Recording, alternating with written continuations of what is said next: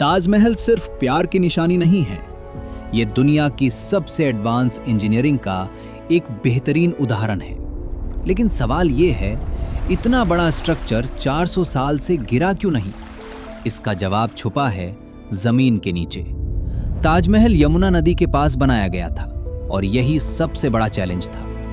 नदी के पास मिट्टी बहुत नरम होती है, जहां भारी इमारत आसानी से धंस सकती है। इस समस्या को हल करने के लिए मुगलों ने एक जीनियस तकनीक इस्तेमाल की।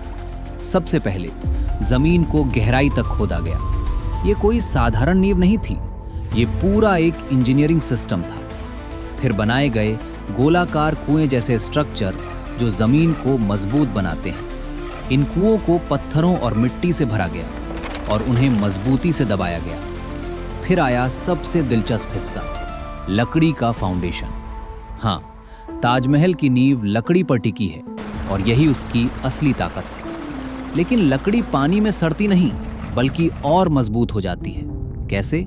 ये जानेंगे हम अगले भाग में। आप सोच रहे होंगे, लकड़ी तो पानी में सड़ जाती है, तो फिर ताजमहल कैसे खा? सच ये है, जब लकड़ी हमेशा पानी में डूबी रहती है तो वो सड़ती नहीं है, क्योंकि उसे ऑक्सीजन नहीं मिलती और बिना ऑक्सीजन के बैक्टीरिया उसे खराब नहीं कर पाते।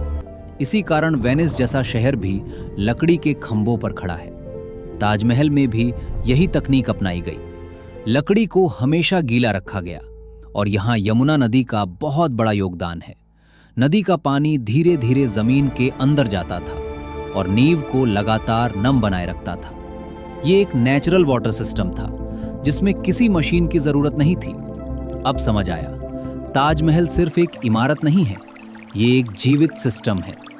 लेकिन केवल लकड़ी और पानी ही काफी नहीं थे। इतने भारी वजन को संभालने के लिए जरूरत थी सही लोड डिस्ट्रीब्यूशन की। ये कैसे किया गया, ये जानेंगे अगले भाग में। ताजमहल का वजन लाखों टन है, लेकिन ये एक जगह पर केंद्रित नहीं है। इसका पूरा वजन बहुत ही समझदारी से पूरी नींव में फैलाया गया है। इसके लिए इस्तेमाल किया गया एक मजबूत सिस्टम, लकड़ी का ग्रिड स्ट्रक्चर। ये ग्रिड एक जाल की तरह काम करता है जो वजन को हर दिशा में बराबर बांट देता है।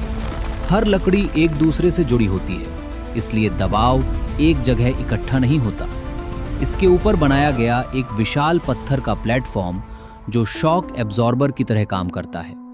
अगर जमीन थोड़ी भी हिलती है तो ये सिस्टम उसे संभाल लेता है और पूरी संरचना को पूरी तरह संतुलित रखने के लिए इसे पूरी तरह सममित यानी सिमेट्रिकल बनाया गया, जिसका मतलब है हर दिशा में बराबर दबाव। इसी वजह से ताजमहल आज भी मजबूती से खड़ा है। लेकिन अगर भूकंप आए तो क्या होगा, ये जानेंगे अगले भाग में। जरा सोचिए, अगर यहां भूकंप आए तो क्या ताजमहल गिर जाएगा? जवाब है नहीं, और इसका कारण है इसका शानदार डिजाइन। सबसे पहला सुरक्षा फीचर है इसके मीनार। ये सीधे नहीं बने हैं, बल्कि हल्के से बाहर की ओर झुके हुए हैं, ताकि अगर ये गिरें तो मुख्य इमारत पर न गिरें। ये एक सोची समझी डिजाइन थी, कोई गलती नहीं। अब बात करते हैं इसके गुंबद की, जो इसका सबसे भारी हिस्सा है। इसका गोल आकार दबाव को हर दिशा में बराबर बांट देता है। इसे कहते हैं सेल्फ सपोर्टिंग स्ट्रक्चर। भूकंप के दौरान ये ऊर्जा को सोख लेता है, टूटता नहीं। नीचे की नींव भी झटकों को संभाल लेती है, इसलिए पूरा ढांचा सुरक्षित रहता है। लेकिन अब एक नया खतरा सामने आ रहा है, जो ताजमहल को धीरे धीरे खत्म कर रहा है। ये क्या है, ये जानेंगे आखिरी भाग में। ताजमहल 400 साल से खड़ा है, लेकिन अब इसे सबसे बड़ा खतरा है।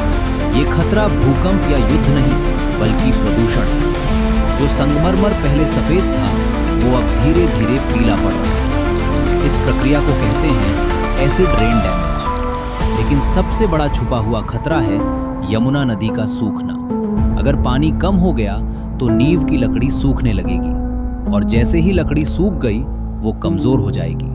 मतलब ताजमहल की ताकत उसके नीचे के पानी पर निर्भर करती है।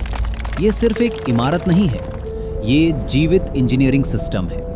अगर इसका पर्यावरण खराब हुआ तो ये सिस्टम भी टूट जाएगा।